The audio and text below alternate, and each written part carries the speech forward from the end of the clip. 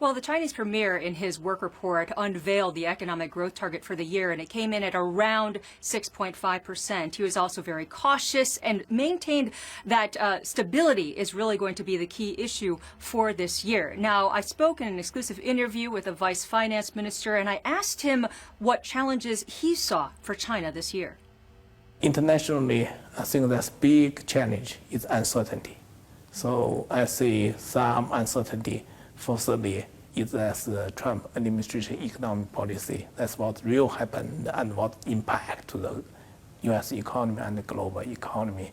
Second uncertainty certainly is Federal Reserve, how let's make decision for interest rate. And most challenging situation is anti-trade, and some case happened with this geopolitical risk. And what do you worry about the most when you said that, first and foremost, the Trump administration is creating uncertainty with its policy? For Trump administration, we think that's most important is that China-U.S. administration communication.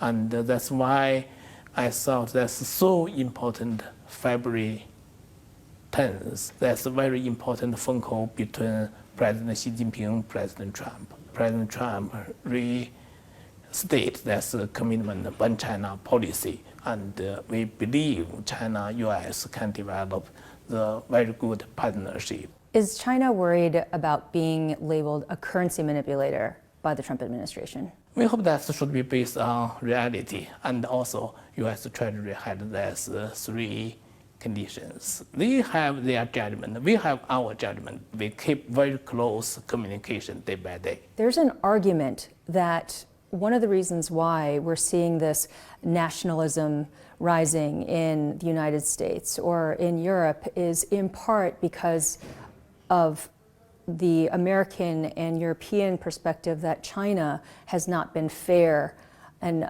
when it comes to global trade. Do you feel that China should shoulder some of the responsibility for this uprising in protectionism and anti-trade sentiment?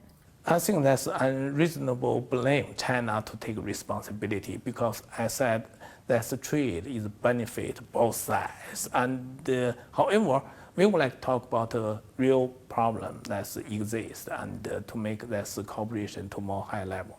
And that's a real partnership. What should China be saying to try to build that real partnership? What should China tell the Americans or the Europeans to convince them that it's good to do trade with China? Number one, both sides should be very patient, listening each other. And second, have this good professional communication each other. Then we have this real, I think, intelligence to have way to solve the problem. President Xi has talked a lot about opening up and also becoming a leader in globalization.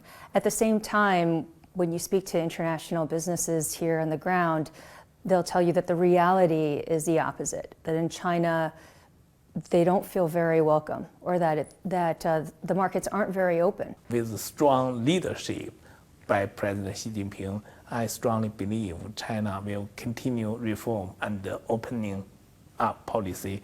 I hope that you can see the reality soon too. As for the domestic economy, the vice finance minister told me that he believed that Beijing's main priority would be to maintain high employment. The country hopes to add 11 million jobs this year, 1 million more than last year. And of course, this is a lofty goal, but at the same time, there are many observers who are concerned because the government has also said that it hopes to push ahead with structural reforms and also cut excess capacity in steel and coal. And sometimes those two directives come in conflict with each other, with economic reforms falling by the wayside. Guys? Eunice, I want to ask you about military spending, because this was a big one on the radar for China watchers. The announcements seem to be about 7%, although people can't work out whether that's adjusted for inflation. It seems like a big number, but that's less than the 7.6% spent the year before, suggests a second year of declines on military spending growth. And it also is underwhelming versus the 10% that the US will spend. I guess many thought we might see a bulking up by the Chinese military, but it probably should be no surprise that the Chinese are not going to be knee-jerk about military spending at this point. No, I think that's correct. And what we saw was a 7% rise. It's, of course, still a rise, but it's not as big as we've seen in years past. When you look at the military budget for both China and the U.S., just as you've suggested, you really can't compare. The U.S. is talking about adding $54 billion under the Trump administration to a budget that's already about $600 billion. And then if you look at China, it's still really small. This 7% increase would be about a $10 billion to a budget that's about $145 billion. So, of course, huge numbers, but at the same time, we are seeing that China's military budget is much smaller than the U.S., though, of course, there has been some belief that the government is going to continue to flex its muscle in the South China Sea.